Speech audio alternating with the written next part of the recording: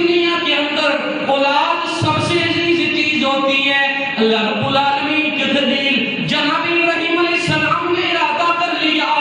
اگر رب راضی ہو جائے، رب کی رضا مل جائے تو میں اپنے بیٹے کو رب العالمین کی بارگاہ میں پیش کروں گا۔ عبادت کی قدر آج ہم لوگ بھی قربانی کرتے ہیں، کوئی بیل کی قربانی کرتا ہے، کوئی گائے کی قربانی کرتا ہے، جسے رب العالمین نے جتنی توفیق بخشی ہے رب العالمین کی بارگاہ میں قربانی پیش کرتا ہے۔ آئیے نا عبادت کی قدر دیکھیے نا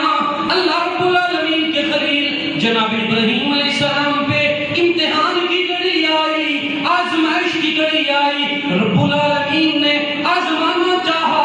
امتحان لینا چاہا۔ اللہ رب العالمین نے کہا اے میرے خلیل سب سے عزیز چیز، سب سے پیاری چیز میری بارگاہ میں پیش کرو، رب العالمین تم سے راضی ہو جائے گا،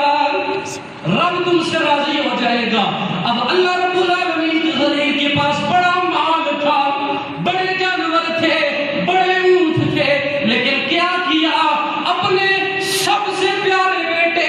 جناب اسماعیل علیہ السلام کو تیار کیا، میدان عرفات میں لے گئے، دنیا کو پیغام دے دیا، رسول اللہ کی امت کو یہ پیغام دے دیا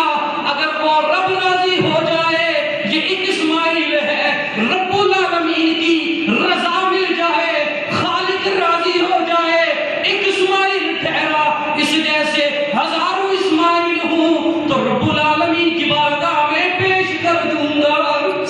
شرط کیا ہے؟ رب راضی ہو جائے، راضی رب کو کرنا ہے، اس سے پتہ یہ